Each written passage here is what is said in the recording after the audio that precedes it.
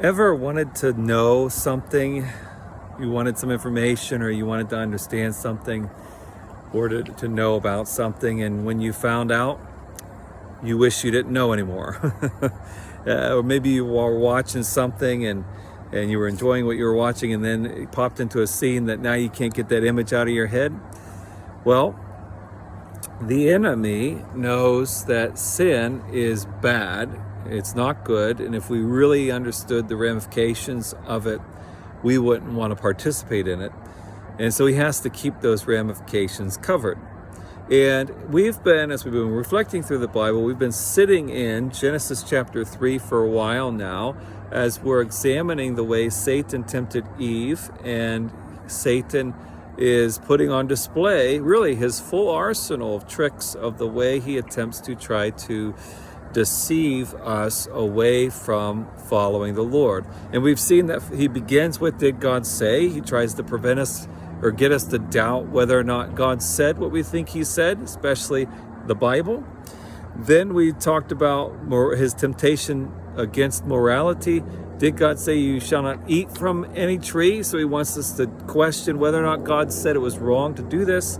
Then he uses the tactic of fairness. Did God say you can't eat from any tree? And he makes it seem like God won't allow you to enjoy anything, and he makes God's commandments seem more burdensome than they are. Then we talked about the tactic or the strategy of alignment, how he pulled Eve to embrace the idea that God said you shall not eat from the tree or touch it. And so she added onto it what God did not include in there. So he got Eve to step over some, and he tries to use that on us. The other is consequences, that he tries to get us to believe that there are actually, he said, you surely will not die. He tries to get us to believe that we're not actually going to suffer any consequence because of our sin. Now, the next strategy is in verse 5, he tells Eve that God knows that in the day that you eat of it, your eyes will be open. You will see something that you haven't seen before, and God's trying to prevent you from seeing that thing. And Satan wants you to think that there is something out there, some experience, some fulfillment, some reality that God's trying to keep from you. And so Satan lays this whole, your eyes will be open, there's something out there to be received, concept in your head, and he gets you. What happens is you begin to lose your trust in God's boundaries. God sets a perimeter around you and says, stay in here, this is what's safe. And Satan gets you to doubt that God is trustworthy with those parameters. And so you begin to test those parameters, and you struggle in your trust with God, and you begin to walk out into those areas. Sometimes it's sin. Sometimes you're going into areas that God said that you should not be involved in.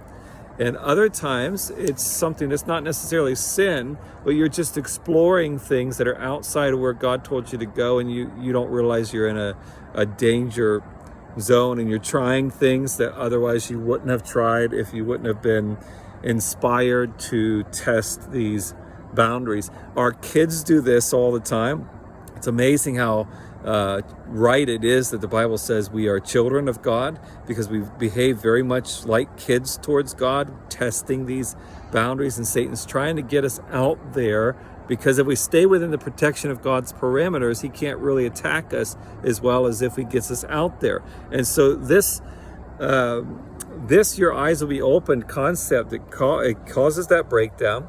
It gets you interested in secret information, and at times that results in behaving in very occult-like ways. There's some claimed prophets, a number of claimed prophets, claimed Christian prophets, that try to get us to believe that they have this secret knowledge, this secret information that God only gave to them.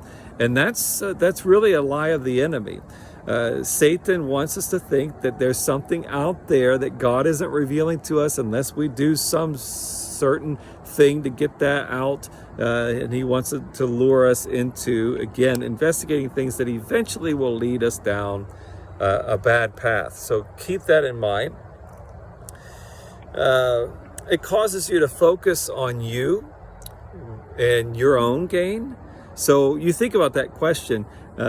God knows that in the day you eat of it, your eyes will be opened. And so Satan's getting them to think about what I'm missing, what I'm not getting out of this, rather than pleasing God. And once that shift happens, all kinds of things begin to unfold in our life and in our walk with God that we don't want to happen.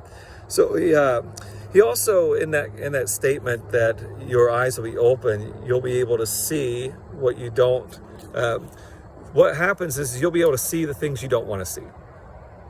And like I said before, if you've ever watched a TV show or a movie and a scene showed up that you really, now you can't get out of your head, it's the same with sin. Yes, if you sin, if you make certain choices, if you go beyond certain boundaries, you are going to see some things and know some things you wouldn't have seen or known otherwise without having that experience. But the odds are you're going to end up in a place where you're going to wish you didn't experience that. And I'm sure that that's what Eve and Adam came to the conclusion when they were outside of the garden now as a result of this, the way they gave into this temptation, is that yes, they learned some things, they experienced some things, but they wish they hadn't. And Satan is feeding you a lie to say, no, go over there and experience that, it'll be great. And it's destruction. That's why the Bible says he has come to steal, kill, and destroy. His whole goal is to destroy you, but he's making you think there's something great out there that you're missing out on. So I have a question for you. What have your eyes been open to since you've sinned that you wish you haven't seen? Share that with us in comments, and maybe we'll grow together and encourage one another with the answers to that question.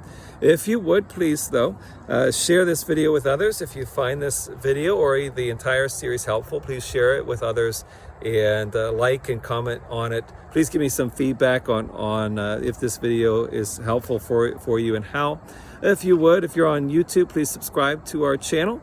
If you're on Facebook, please follow our page and you'll be notified anytime videos are uploaded onto the channel and onto the page.